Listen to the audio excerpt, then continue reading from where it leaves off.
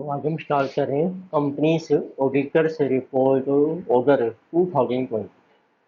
तो अभी गवर्नमेंट ने एक नया इशू किया है जिसको हम कैरो कहते हैं। कैरो पहले था 2016, अब ये रिसेंटली इशू है 2020 and this is applicable from 1 अप्रैल 2020। और ये सभी स्टूडेंट्स के लिए एप्लीकेबल होगा जितने भी एग्जाम्स आपके होंगे नवंबर और दिसंबर 2020 में, और C A final and C M A final. तो let us see this CARO 2020, what is this? The Companies Act, we know that this carry is applicable through Companies Act. The Companies Act 2013, which came into force from 1st April 2014, also contains Section 143, subsection 11, which empowers the central government to specify by an order additional matters that the auditors of a company have to include in their audit report। तो section 143 subsection 11, उसमें central government के पास power है कि वो एक order issue कर सकती है ऑडिटर्स के लिए, तो जिसके थ्रू ऑडिटर्स को कुछ एडिशनल मैटर्स जो हैं वो स्पेसिफाई करने पड़ते हैं अपनी ऑडिट रिपोर्ट। तो वही हम डिस्कस करेंगे। तो ये जो ऑर्डर है गवर्नमेंट इशू करके through ministry of corporate affairs. The Ministry of Corporate Affairs (MCA) on 25th February 2020 had notified the company's auditor's report order 2020, which is called CARO 2020. So it has replaced the CARO 2016. And this CARO, the CARO 2020, is applicable from 1st April 2020. तो अब ये applicable हो गया है 1 अप्रैल 2020 से। तो this is applicable for exams also in November and December 2020। What is the main objective of CARO? The main objective of CARO is to provide the stakeholders with information। उसमें auditor की report में कुछ हम information provide करते हैं which is useful for stakeholders. Stakeholders होते हैं ना, जो शेयर होल्डर्स के अलावा जो भी अदर पर्सन हैं कंपनी के साथ डील करते हैं, जैसे क्रेडिटर्स हैं, एम्प्लॉइज हैं कंपनी के, कस्टमर्स होते हैं कंपनी के, लेंडर्स हैं जिन्होंने लोन दिया है, तो ये उनके लिए बहुत हेल्पफुल होता है। So it means, and this objective of CARO is to provide stakeholders with information on on such critical aspects of a company functioning that can give a fair amount of deal to stakeholders about how the directors of a company are discharging their stewardship role। उसके through हमें फिर ये पता लगता है stake holder को कि directors अपनी जो रिस्पॉन्सिबिलिटी है वो किस तरीके से अपनी फॉलो कर रहे हैं। तो ऑडिटर की रिपोर्ट से आपको पता लग जाएगा जो मेजर स्टेप्स हैं इसमें। तो उसमें देखो, इसमें जो ऑडिटर का ये जो कैरो है इसमें पैरा दिए गए हैं, तो जैसे इसके 4 पैरा हैं।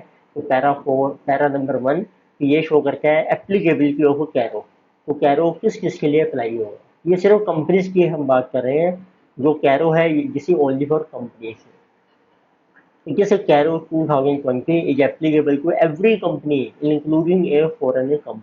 तो हर कंपनी के लिए अप्लाई होता है including foreign company. And non applicability of CARO, but किस कंपनी में अप्लाई नहीं होगा, CARO is not applicable to flowing company. तो वैसे तो सभी कंपनीज के लिए है, बट जो स्पेसिफिकली मेंशन किए ना कैरो में, तो इन कंपनीज को अप्लाई नहीं होगा। तो जैसे नंबर 1 है बैंकिंग कंपनी में अप्लाई नहीं होगा कैरो, क्योंकि इनके अलग एक्ट बने हुए हैं, बैंकिंग रेगुलेशन एक्ट है, ये उसमें गवर्न होते हैं। इंश्योरेंस कंपनी के लिए अप्लाई नहीं होगा, ये IRDA में कवर होते हैं। चैरिटेबल कंपनी जो सेक्शन 8 के अंदर हम बनाते हैं ऑफ कंपनीज एक्ट 2013, जो नॉन प्रॉफिट मेकिंग कंपनी, इसको अप्लाई नहीं होगा। और 1 पर्सन कंपनी अंडर सेक्शन 262 में, and small company under section 285। तो it means banking, insurance, charitable, 1 person और स्मॉल कंपनी को अप्लाई नहीं होगा। ऐसे ही private limited company which is not being a subsidiary और holding of a public company. तो एक प्राइवेट कंपनी को भी अप्लाई नहीं होगा, देखिए वो सब्सिडरी नहीं है या होल्डिंग कंपनी नहीं है, पब्लिक कंपनी की। And all 3 conditions are satisfied, और उसकी 3 कंडीशन रखी है जो सेटिस्फाई होनी चाहिए। तो 3 कंडीशंस क्या है। नंबर 1 एक है जो paid up capital and reserves up to ₹1 crore as in balance sheet date. तो उसका जो कैपिटल है या जो आपके रिजर्व्स हैं उसका टोटल 1 करोड़ से ज़्यादा नहीं है। एंड एक है ये loan outstanding means borrowings from any bank और financial institution up to ₹1 crore at all times during the financial year. तो किसी भी दिन पूरे साल में आपका जो बोरोइंग्स अमाउंट है या लोन है किसी no more than 1 crore at all times. इसमें यदि एक दिन भी ये ज़्यादा हो जाता है, जैसे पहले आपने लोन ज़्यादा ले लिया पर बाद में आपने उसको वापस कर दिया है, लेकिन वो 1 करोड़ से ज़्यादा हो जाता है तो अप्लाई हो जाएगा कैरो। एंड एक है कि turnover means total revenue including revenue from this continuing operation up to ₹10 crore during the financial year. और जो रेवेन्यू है हमारी, जो टोटल टर्न ओवर है, सेल जिसे कहते हैं, वो 10 करोड़ से ज़्यादा नहीं होनी चाहिए। तो इट मीन्स कैपिटल है और reserve up to 1 crore, total borrowings है वो भी आपकी अप टू 1 करोड़ है और टर्न ओवर है अप टू 10 करोड़। फिर कैरो अप्लाई नहीं होगा।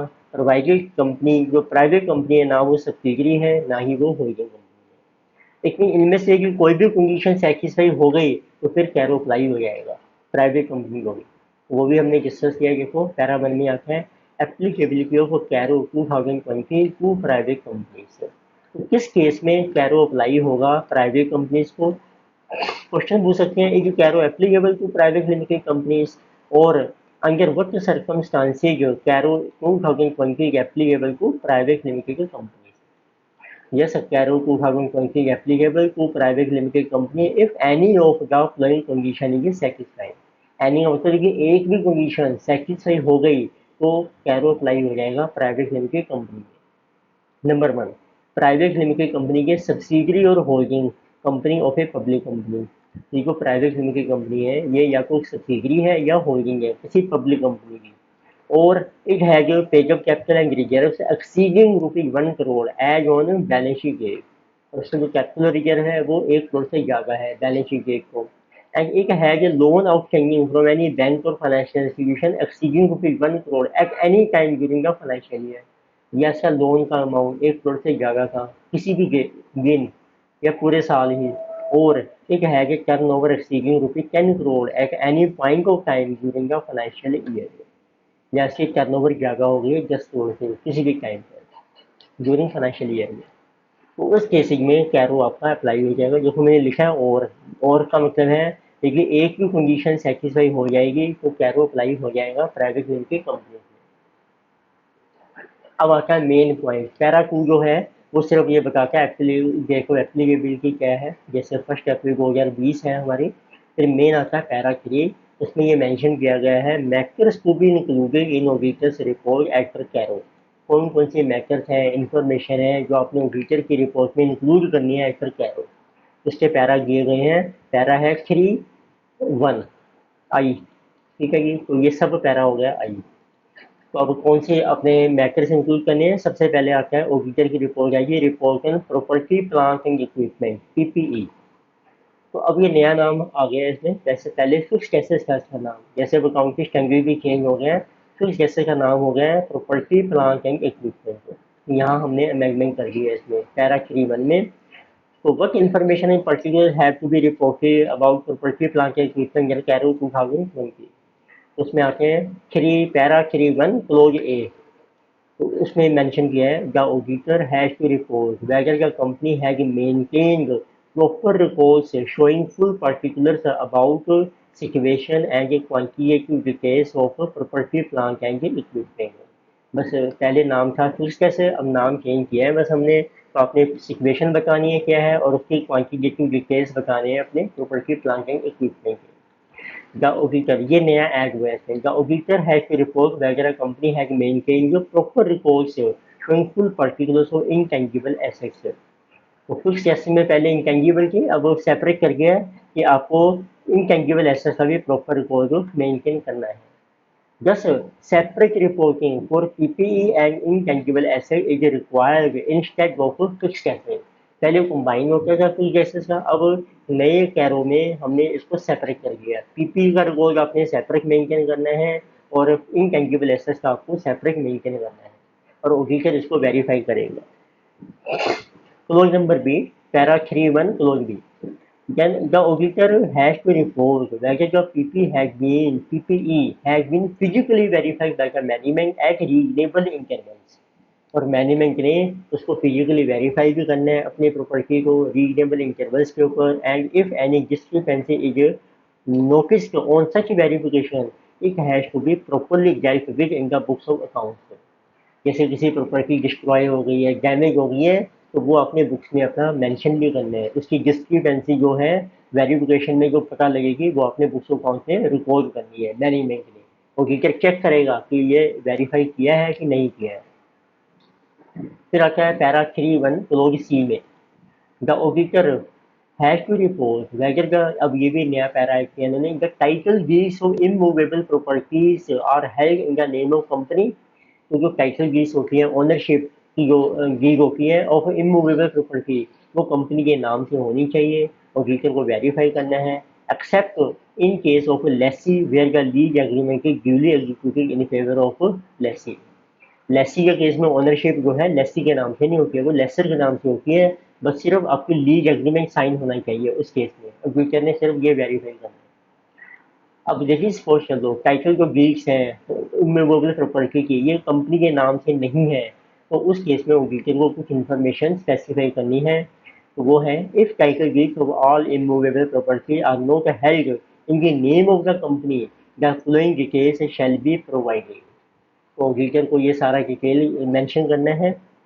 Description of property, gross carrying value of property, person in whose name property है, किस नाम से है प्रॉपर्टी, whether the holder of property एक भी प्रमोटर, डायरेक्टर और ये रिलेटिव और एम्प्लाई, ये जो पर्सन है क्या वो प्रमोटर है कंपनी का, या डायरेक्टर या उसका रिलेटिव या उसका एम्प्लाई है कंपनी का, period for which the property है, कितने टाइम से आपने प्रॉपर्टी होल्ड कर रखी है, and reason for property not being held in the name of company, और क्या रीजन है कि आपने कंपनी के नाम से नहीं ली। जैसे कई बार होता है कंपनी डायरेक्टर के नाम से लोन लेना चाहती है, तो फिर हम प्रॉपर्टी भी डायरेक्टर के नाम से ले लेते हैं, तो वो रीजन आपको मेंशन करना पड़ेगा।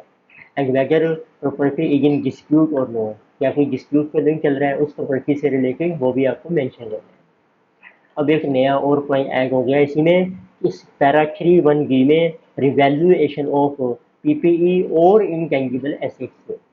So where the company revalued its PPE, including right of use assets acquired in the lease or intangible assets during the year, the auditor has to report the following matters. क्योंकि आपने कोई भी property अपनी या right of use assets जो जो lease में मिलती हैं आपको, या इनटेंजिबल एसेट्स हैं जो आपकी, यदि आपने किसी को भी रिवैल्यू किया है तो ये डाटा आपको मेंशन करना है ऑडिटर रिपोर्ट में। Where the revaluation is based on the valuation by registered valuer. तो रिवैल्यूएशन जो की है वो किस वैल्यू के बेस पे की है, क्या वो वैल्यू आपने ली है जो रजिस्टर्ड वैल्यूअर ने की है आपको value, and specify the amount of change, कितना चेंज आया है आपका बुक वैल्यू और जो रजिस्टर्ड वैल्यू है या वैल्यू जो अमाउंट है। And if change is 10% and more in the aggregate of the net carrying value each class of PPE और intangible assets, और आपने ये भी बताना है कि जो चेंज है वो 10% है या उससे ज़्यादा है, और for each class of PPE और इनटेंजिबल एसेट्स। तो ये सब कुछ स्पेसिफाई करना है ऑडिटर ने अपनी रिपोर्ट में। और एक नया पैरा ऐड हुआ है पैरा 3(1) क्लोज ई में, केस ऑफ बेनामी property.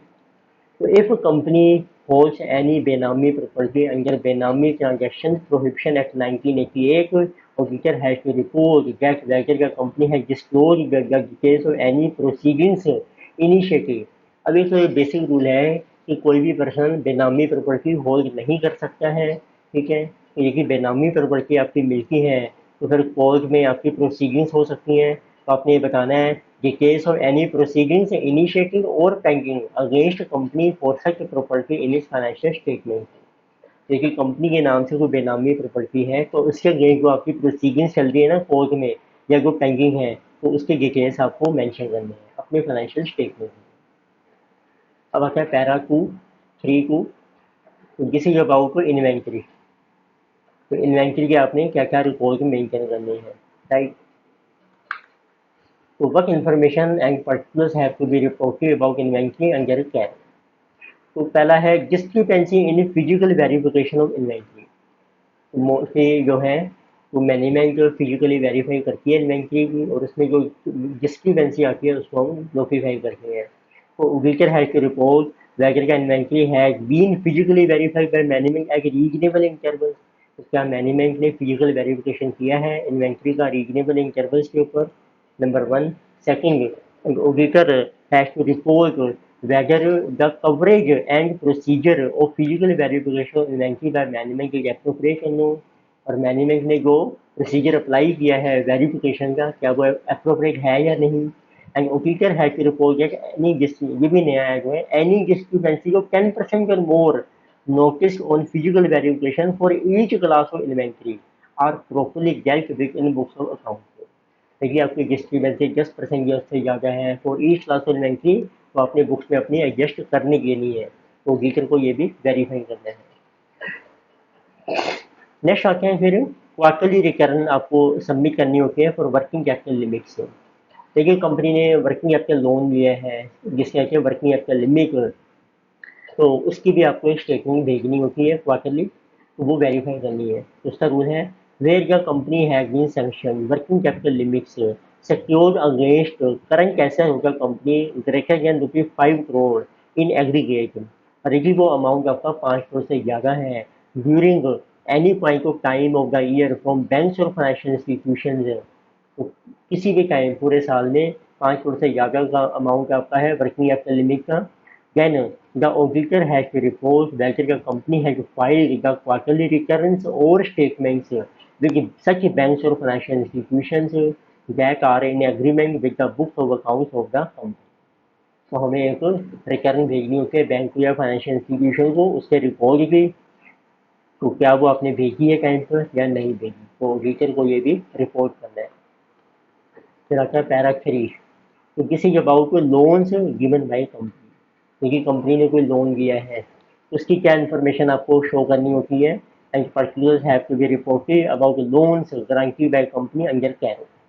So when a company has guaranteed any loans or advances in the nature of loan, चाहे वो secured है या unsecured है, और has provided any, या कंपनी ने कोई गारंटी प्रोवाइड की है या सिक्योरिटी प्रोवाइड की है, तो कंपनी किसी दूसरी कंपनी के बिहाफ पर, फर्म के बिहाफ पे, एलएलपी को और अदर पार्टीज जो कवर होती हैं under section 189 of company act, then the auditor has to report the following matter. तो आपने कोई लोन दिया है, एडवांस दिया है, गारंटी दी है, सिक्योरिटी दी है किसी दूसरी कंपनी को, फर्म को, एलएलपी को, अदर पार्टी को, ठीक है, तो फिर ये ये मैटर को रिपोर्ट करने हैं आपने ऑडिटर में। Number 1, the aggregate amount during the year and balance outstanding at the balance sheet date with respect to such loans or advances, guarantees or security to subsidiaries, joint venture, associate or any other parties covered under section 189। जो भी आपकी group entities है ना, subsidiaries हैं, joint ventures हैं, associate या other party जो cover होते हैं 189 में होते हैं रिलेटेड पार्टी से, तो उनको कितना आपने इस टाइप का लोन या गारंटी दी है, एग्रीगेट अमाउंट कितना है और कितना अमाउंट हमारा आउटस्टैंडिंग है बैलेंस शीट डेट पे, वो आपको मेंशन करना है। But this provision is not applicable to companies whose principal business equity loan. और जो फाइनेंस की कंपनी है ना, उनके लिए ये जो है रिक्वायरमेंट नहीं है this provision clause a. Second आपको मेंशन करना है the adequacy of terms and condition of the grant of loans and advances या investment made, guarantees provided and security given that are not prejudicial to the company interest. तो आपने बताना है terms and condition की वो proper है कि नहीं है, और जिसका कंपनी के इंटरेस्ट के अगेंस्ट ये आर नॉट प्रीजुडिशियल और हार्मफुल नहीं है कंपनी के लिए, जो उसकी टर्म्स एंड कंडीशन है लोन की, इन्वेस्टमेंट की, वो भी आपको स्पेसिफाई करनी है। सी, ऑडिटर ने और रिपोर्ट मेंशन करना है इन रिस्पेक्ट ऑफ लोन से एडवांस से the schedule of repayment of principal and interest has been stipulated. तो कोई भी ये लोन चल रहा है उसमें कितना प्रिंसिपल आपने पे किया है, कितना इंटरेस्ट, इसका शेड्यूल आपने प्रेजेंट करना है, and the receipt of principal amount and interest are regular. और ये भी आपने बताना है कि जो रिसीट हो रही है आपकी प्रिंसिपल अमाउंट और इंटरेस्ट की वो रेगुलर है कि नहीं है, और देखिए आपकी रेगुलर नहीं है, एंड इफ अमाउंट एक ओवरड्यू हो गया है, स्टे का टोटल अमाउंट जो ओवरड्यू है फॉर मोर देन 90 डेज से ज़्यादा हो गए इसको, and reasonable steps have to be taken by the company for recovery of principal and interest. और कंपनी ने जो भी स्टेप्स अप्लाई किए हैं उसकी रिकवरी के वो भी आपको मेंशन करने हैं। एंड वे एनी लोन और advance has fallen due during the year.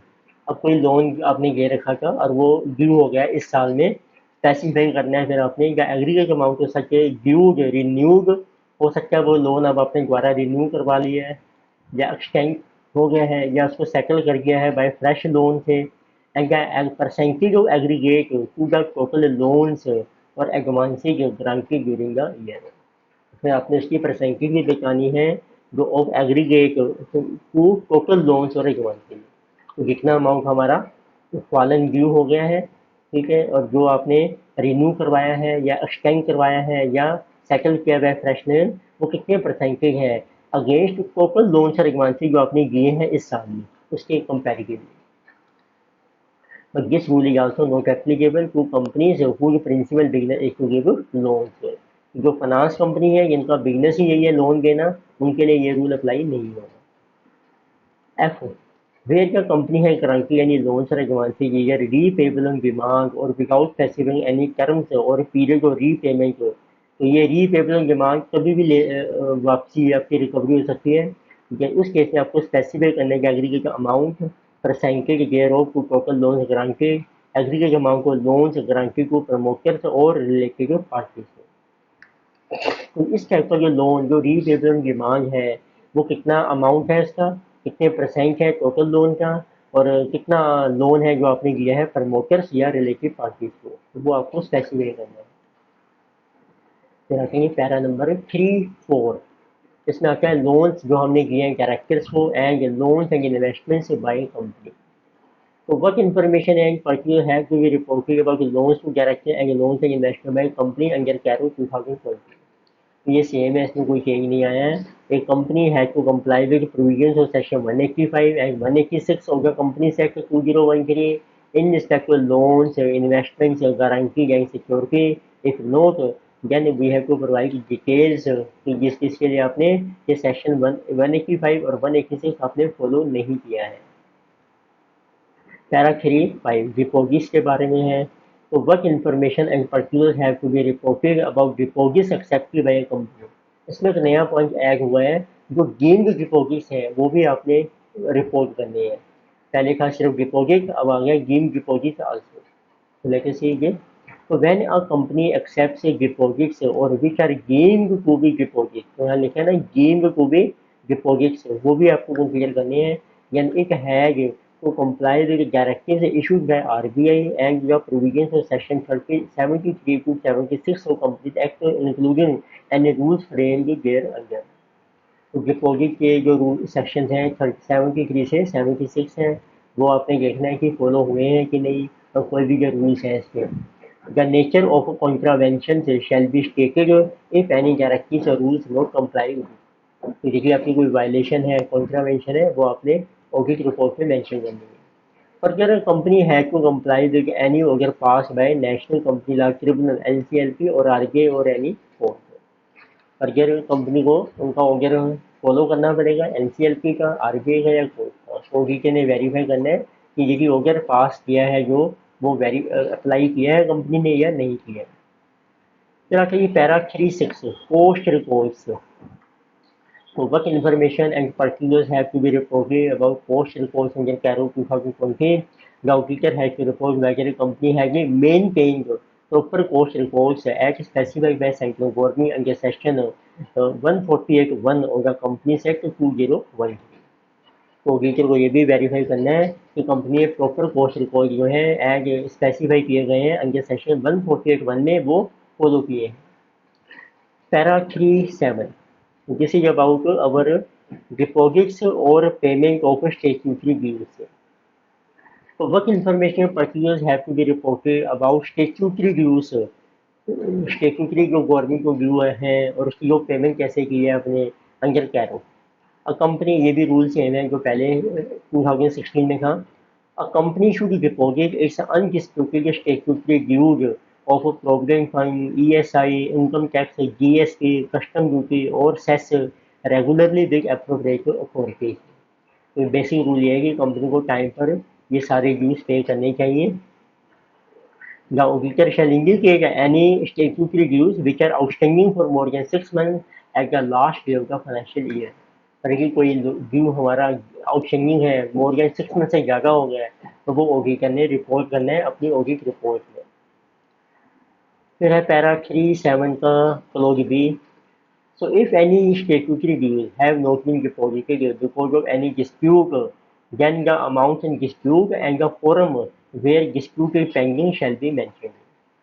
और आपके कोई ड्यूट है, उसका कोर्ट में केस कर रहा है, ठीक है, पेंडिंग है, तो आपने फिर बताना है कितना अमाउंट है डिस्प्यूट में है हमारा, और कौन सी फोरम मीन्स कौन सी कोर्ट है, ट्रिब्यूनल है जहाँ पर ये केस हमारा पेंडिंग चल रहा है, वो आपको मेंशन करना है।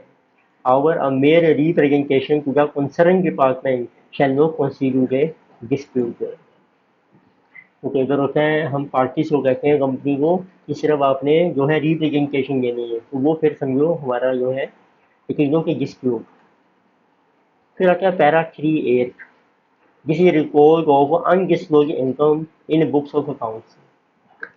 तो कौन सी आपने what information particulars have to be reported under about undisclosed income under cash. Undisclosed income होती है जैसे कैश रखी इनकम टैक्स में होता है ना, कैश रखी है, अनएक्सप्लेन्ड एक्सपेंडिचर है, अनएक्सप्लेन्ड इन्वेस्टमेंट है, वो है हमारी अनडिस्क्लोज्ड, जिसको आपने बुक्स ऑफ अकाउंट में शो नहीं किया है। तो where any transaction are not recorded in the books of accounts have been surrendered और disclosed as income during the year in the tax assessment under income tax act. और देखिए अब आपने उसको डिक्लेयर कर दिया है, सरेंडर कर दिया है, और वो आपकी इनकम मानी गई है इनकम टैक्स में। When the auditor has to report whether the previously unrecorded income has been recorded properly based on the outcome of assessment under income tax act in the books of account during the year। तो इस income को फिर हमें अपनी books में record करना पड़ता है। तो ऑडिटर ने वेरीफाई करना है क्या वो प्रॉपरली रिकॉर्ड हो गई है, जिसकी असेसमेंट हो गई है इनकम टैक्स एक्ट में या नहीं हुई। पैरा 3(9) आता है फिर default in repayment of loans और बोरोइंग और इंटरेस्ट। तो आपने लोन को टाइम पर पे नहीं किया, बोरोइंग को इंटरेस्ट हो, तो उसकी क्या इन्फॉर्मेशन हम शो करेंगे कैरो। उसके लिए रूल है the auditor has to report whether the company has defaulted in repayment of dues loan borrowing और इंटरेस्ट टू एनी लेंडर। अब इसमें अमेंडमेंट क्या आई है, एनी लेंडर आ गया, पहले क्या सिर्फ बैंक और फाइनेंशियल इंस्टीट्यूशन, अब एनी लेंडर आ गया। Further the auditor has to disclose the following matter से। तो आपको मतलब है कोई डिफ़ॉल्ट हुआ है तो वो आपने बताना है रीपेमेंट में किसी भी लेंडर को, वो ऑडिटर ने मेंशन करना है रिपोर्ट में। और फर्दर ये मैटर भी if any default has been made the auditor has to provide a lender wise details in case of default to banks financial institution and government indicating flowing information. तो lender wise आपने detail देने हैं कि कितना मेरा nature of borrowing किस type की थी मेरी, including debt securities, amount not paid जो नहीं किया ड्यू के प्रिंसिपल और interest, and number of days of delay और अनपेड, और कितने टाइम का डिले हो गया या अनपेड। तो whether the company is declared willful defaulter by any bank or institution or again lender। क्या कंपनी बिल्कुल डिफॉल्टर है जो बैंक या फाइनेंशियल इंस्टीट्यूशन ने नोटिफाई कर रखा है। तो whether term loans diverted and applied for purpose other than purpose for which loans were obtained and the purpose for which it is used may be reported। देखिए आपने कोई term loan लिया है तो वो आपने जिस पर्पस ले लिया है उसी पर्पस के लिए यूटिलाइज करना है। ऑडिटर ने वेरीफाई करना है कि आपका जो लोन है किसी दूसरे पर्पस के लिए यूटिलाइज नहीं हुआ है, यदि हुआ है तो फिर आपको रिपोर्ट करना पड़ेगा। The nature and amount of funds raised on short term basis which have been utilised for long term purpose. और ये भी ऑडिटर ने वेरीफाई करना है कि कोई फंड्स जो आपने शॉर्ट टर्म के लिए लिए थे पर आपने यूज कर रहे हो उसको लॉन्ग टर्म के लिए। The nature and amount of any funds taken from any entity or person by a company holding company to meet the obligations of its group entities which may be subsidiary, associate और joint venture। जैसे holding company ने कोई loan ले लिया है और इसने payment करनी है अपनी लाइबिलिटी है ग्रुप एंटिटी की, ग्रुप में क्या सब्सिडरी है, ज्वाइंट वेंचर या एसोसिएट की, तो वो आपने डिस्क्लोज करना है कितना अमाउंट है आपका। And details of funds borrowed by a company, जैसे होल्डिंग कंपनी है, by pledging the securities held in its group entities and default in its repayment. अब कई बार होता है होल्डिंग कंपनी जैसे लोन लेती है पर उसने सिक्योरिटी प्लेज करके अपनी ग्रुप कंपनी की, सब्सिडरी की, ज्वाइंट वेंचर की, एसोसिएट की, ठीक है, तो वो आपने डिटेल्स मेंशन करने हैं। और यदि कोई इसने डिफॉल्ट किया है रीपेमेंट में तो वो भी आपको मेंशन करना है। पैरा 310A पर्पज और यूज ऑफ लोन्स। तो अब ये बताना है किस पर्पज के लिए लोन आपने लिया है। तो what information particulars have to be reported about funds raised by a company under CARO. The auditor has to report whether the money raised by way of initial public offer or further public offer including debt instruments and term loans taken by a company have been utilized for the specified purpose for which they have been obtained. तो ये उसी के लिए use होना चाहिए loan जिस purpose के लिए लिया था या डिटेल्स और any miss use of fund और एनी डिले और default and subsequent rectification shell also be reported. देखिए आपने कोई मिस यूज किया है या डिले हो गया डिफॉल्ट हो गया तो वो भी आपको डिस्क्लोज करना है ऑडिटर रिपोर्ट में। तो फिर आता है पैरा 10(3)(10)(b), ये था 10A, प्रेफरेंशियल अलॉटमेंट और प्राइवेट प्लेसमेंट ऑफ शेयर्स और कन्वर्टिबल डिबेंचर्स। तो ये पहले सेपरेट पैरा होता था, अब इस बार हमने पैरा 3(10) में ही मर्ज कर दिया है। तो what information and particulars have to be reported for a preferential allotment or private placement of shares और convertible debenture by a company under Carol? तो तीन चीज़ें हैं, आपने कोई प्रेफरेंशियल अलॉटमेंट की है, प्राइवेट प्लेसमेंट या शेयर्स की या कन्वर्टिबल डिबेंचर्स की, तो उसकी क्या इन्फॉर्मेशन देनी है कैरो 2020 में। The company has to comply with the provisions of Section 42 and Section 62 of Companies Act 2013 for making any preferential allotment or private placement of shares or convertible debentures fully or partially or optionally during the year under review। तो company को ये section follow करने पड़ते हैं 42 और 62। Auditor को verify करना है क्या ये सेक्शन आपने फॉलो किए हैं। Further the amount raised have been used for the purpose for which the funds were raised, और जो अपने फंड्स रेज किए हैं वो उसी पर्पज में यूज होने चाहिए जिस पर्पज के लिए आपने मनी बोरो की है। इफ नॉट, देखिए आपने उस पर्पज के लिए यूज नहीं किए हैं, ये provide details of the amount involved and nature of non compliance. Para 3(11) ये है फ्रॉड के बारे में। किसी what information and particulars have to be reported for fraud by a company under Carol। ये कंपनी ने कोई फ्रॉड किया है, in that case the auditor has to report the nature and amount of any fraud by the company or any fraud on the company whether or not it is done by its employee or officer or director, चाहे जिसने भी किया है notice during the year. देखिए आपको पता लगता है इस साल में तो वो आपको रिपोर्ट करना है। Second, auditor has to report whether any report under section 143(12) has been filed by the auditor to inform AGT for as prescribed under Rule 13 of Company Audit and Auditor Rules 2014 with the central government। देखिए आपको report file करनी है form AGT 4 का, तो वो आपको check करना है वैसे जिस रिपोर्ट हैज बीन फाइल्ड और नॉट। फिर आता है क्लोज सी में the auditor has to report whether the auditor has considered whistleblower complaints received during the year by the company। तो कोई कंप्लेंट मिलती है तो उसको टैकल करना है कंपनी ने, क्या वो सेटल कर गया कंपनी ने, ऑडिटर ने इसको वेरीफाई करना है। तो पैरा है पैरा 3(12) फोगिस ऑफ निजी कंपनी। तो उसके बारे में क्या इन्फॉर्मेशन आई है कैरो में। The Niji company has to comply with net own funds to deposit in the ratio 1:20 to make out the liability and maintain 10% unencumbered term deposits as specified in the Niji Rules 2014 to meet the liability। तो it means जो आपके net deposits हुए हैं आपके वो maximum 20 times हो सकते हैं आपके नेट ओन फंड्स के, और आपको लाइबिलिटी पे करने के लिए 10% आपने रखना है अनकम्बर्ड टर्म डिपॉजिट्स में जो निजी रूल में स्पेसिफाई किए गए हैं। Further it has to disclose the details of any default in payment of interest on deposits और the payment of deposit for any period. तो क्या डिपॉजिट्स में कोई डिफॉल्ट हुआ है हमारा तो वो भी आपको डिस्क्लोज करना है। तरह का पैरा 3(13) रिलेटेड पार्टी ट्रांजेक्शन। तो रिलेटेड पार्टी के बारे में क्या इन्फॉर्मेशन आएगी आपकी अंदर कैरो में। तो the transaction with the related party should be as per section 177 and 188 of Companies Act and the details will be disclosed in the financial statement as required by the applicable accounting standards। आपको verify करना है कि जो भी ये transaction है related party के साथ वो आपकी फुलफिल कर रहा है section 177 188 of the companies act उसकी प्रोविजन को। पैरा 3(14) इंटरनल ऑडिट से रिलेटेड है ये।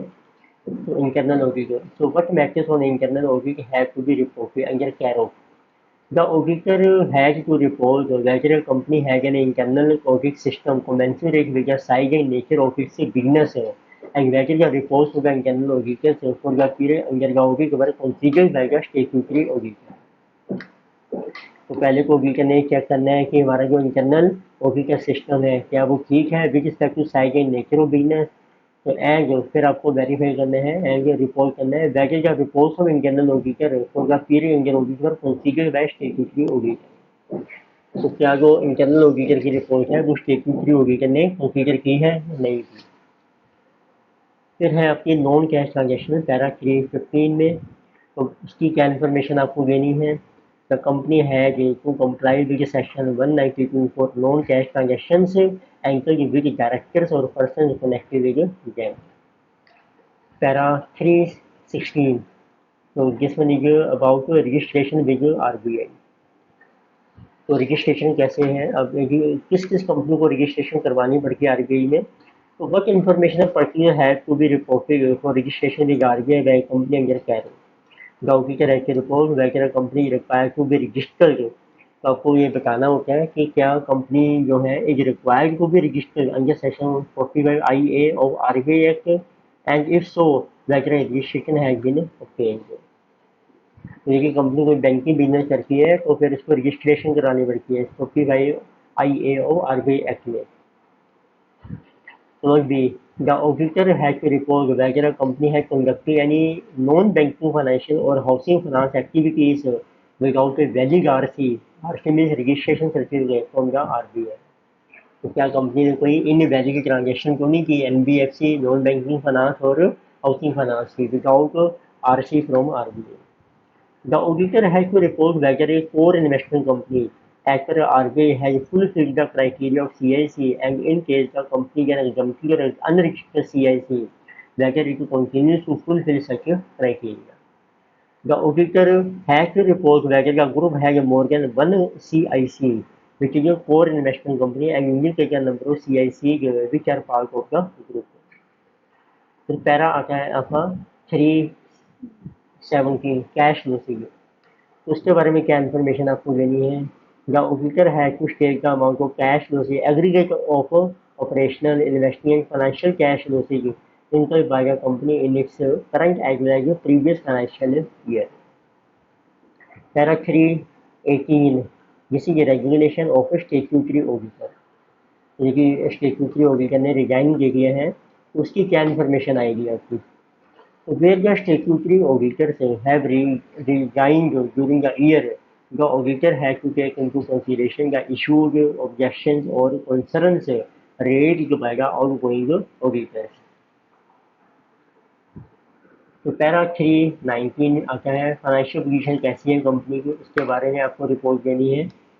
तो क्या इन्फॉर्मेशन देंगे। Auditor has to state on the basis of knowledge of the board of directors and management plans after considering the financial ratios aging and expected days of realization of financial assets and the payment of financial liabilities that no material uncertainty exists as on the date of audit report। तो auditor ने अपने experience और management के plan के through अपनी financial ratio को consider करके तो आपको वेरीफाई करना है कि कोई मटीरियल अनसर्टेनिटी हमारी नहीं है। Further auditor has to report on company's ability to pay off existing liability over a period of next 1 year as and when they fall due। तो ऑडिटर को ये भी रिपोर्ट में मेंशन करना है कि कंपनी के पास सफिशिएंट फंड्स हैं अपनी लाइबिलिटी को पे करने के लिए over the next 1 year. Para 320 transfer of unspent amount of CSR corporate social responsibility activity to fund under section 135(5) और स्पेशल अकाउंट अंडर सेक्शन 135(6)। जैसे कंपनी ने CSR एक्टिविटी के ऊपर कुछ पैसा खर्च करना होता है तो यदि आप उसको खर्च नहीं कर पाए उसका फिर ऑडिट रिपोर्ट में आएगा मेंशन। तो क्या इन्फॉर्मेशन आएगी अनस्पेंट अमाउंट ऑफ CSR की। The auditor has to state whether a company has transferred unspent amount of CSR to a fund specified in Schedule 7 to the Companies Act 2013 within a period of 6 months of the expiry of the financial year as per section 135(5). An auditor has to state whether any amount of CSR remaining unspent under section 135(5) pursuant to any ongoing project has been transferred to special account as per section 135(7). Sub section 6 में। तो ये भी auditor को verify करना है कि जो अनस्पेंड amount था CSR का, ठीक है, वो हमने ट्रांसफर कर दिया स्पेशल अकाउंट में as per section 135 sub section 6। फिर आता है लास्ट पैरा आता है पैरा 321, क्वालिफिकेशन और adverse remarks to be included in consolidated financial statements. तो वट क्वालिफिकेशन और एडवर्स रिमार्क्स आपके आएंगे कंसोलिडेटेड फाइनेंशियल स्टेटमेंट में। तो any qualifications or adverse remarks by the respective auditors in the CARO reports of the companies should be included in consolidated financial statements indicating the details of the companies and the para numbers of the CARO report containing the qualification or adverse remarks। फिर आगे para 4 है last आपका, auditor से responsibility under Cairo. Auditor की क्या responsibility है under CARO 2020? Auditor shall state the reasons for the unfavourable और qualified answer with respect to matters reported under para 3 of CARO. And further, where the auditor is unable to express any opinion in answer to a particular question, his report shall indicate such a fact together with the reasons why it is not possible for him to give an answer to such a question। तो ये हमने discuss किया है Cairo के बारे में। तो एक हम नेक्स्ट लेक्चर में एग्जाम की प्रॉब्लम डिस्कस करेंगे ऑन कैरो 2020।